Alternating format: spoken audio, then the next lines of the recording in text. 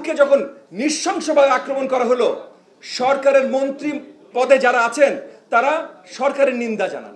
স্বৈরাচারী সরকারের পতনের পর নতুন যে সরকার এসছে তারা শক্তভাবে একটা অর্ডার এস্টাবলিশ করতে পারে নাই। আমরা রাশিয়াতে দেখেছি 1917 সালের ফেব্রুয়ারির পর যে কার কথা কে শুনবে, আইন কে চালায়।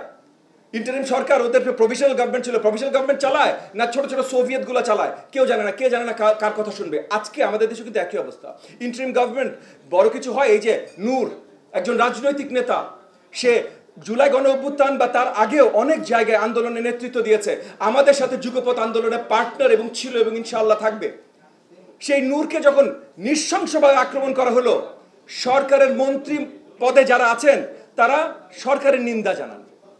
এটা কি আপনি একটু যদি চিন্তা করেন যে সরকারের দায়িত্বে আছে, পরিচালনার দায়িত্বে আছে, তার কাজ হলো অ্যাকাউন্টেবিলিটি, তার দায়িত্ব কাজ করা। যদি কোনো সময় সঠিক বিচার না হয় সেখানে সঠিক বিচার যেন হয় সেটার জন্য স্ট্যান্ড নেয়া, সে নিন্দা জানাবে। নিন্দা তো আমরা জানাবো, আমরা তো ক্ষমতার বাইরে, সরকার থেকে নিন্দা জানায়। তো সরকার থেকে যদি এতখানি করতে পারে তাহলে আপনি বুঝেন যে আইন শৃঙ্খলা বাহিনী থেকে শুরু করে সবাই সন্দিহান কার কথা শুনবে, কার কথা শুনে কাজটা হবে। তো ওই যে রাশিয়াতে এরকম হয়েছিল, ফ্রান্সে একই অবস্থা। ফ্রান্সে 1794-এ আপনার ফ্রেঞ্চ রেভলিউশনের পর প্রথমে শুরু হলো রেইন অফ টেরার, জ্যাকোবিনদের রেইন অফ টেরার, সবাই মারো পিটো উঠাও। তারপর আবার পুরো সুর পাল্টে গেল, হোয়াইট টেরার। আমরা চাই না এরকম সুর পাল্টে কাউন্টার রেভলিউশন, হোয়াইট টেরার বা এরকম জিনিসপত্র আমাদের দেশে হোক। আমাদের সঠিক অর্ডারের পথে যেতে হবে। তো আমি বক্তব্য ছোট রাখবো। সঠিক অর্ডারের পথে যেতে হলে আমাদের কি করতে হবে? আমাদের যুগপৎ আন্দোলনের পক্ষ থেকে বিএনপির নেতৃত্বে এবং বিএনপির মাননীয় ভারপ্রাপ্ত চেয়ারম্যান জনাব তারেক রহমানের নেতৃত্বে আমরা অনেক আগে কিন্তু 31 দফা দিয়ে আছি। এই 31 দফায় পরিষ্কার কাঠামোগত উন্নয়ন দেয়া আছে।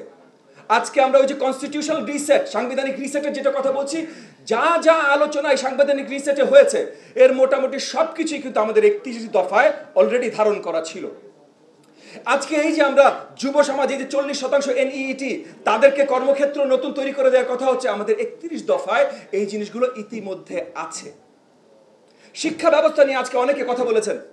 আমাদের 31 দফায় শিক্ষা ব্যবস্থায় আমরা কি কি করতে পারি, যে 20টা স্ট্রিম অফ এডুকেশন আছে, এগুলোকে মিনিমাইজ করে কিভাবে আনতে পারি, স্ট্যান্ডার্ডগুলো কিভাবে সেট করতে পারি, টিচার ট্রেনিং কিভাবে করতে পারি, ভাষাগত ভোকেশনাল কি কি ট্রেনিং দিতে পারি, এগুলো কিন্তু প্রিন্সিপালগুলো 31 দফায় আছে।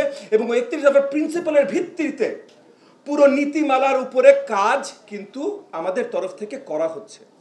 সো আমি আজকে আমার বক্তব্য শেষ করার আগে একটা কথা বলবো যে স্কুল অফ লিডারশিপকে অনেক ধন্যবাদ। আপনারা প্রশ্নগুলো তুলবেন এবং আপনারা আস্থা রাখেন এই সকল প্রশ্নের উত্তর দেবার জন্য এবং আগামীর বাংলাদেশ সুন্দরভাবে বিনির্মাণ করার জন্য জনাব তারেক রহমানের নেতৃত্বে আমরা সকলে কাজ করছি এবং এই সুন্দর বাংলাদেশ খুব শীঘ্রই আমরা নিয়ে আসবো ইনশাআল্লাহ।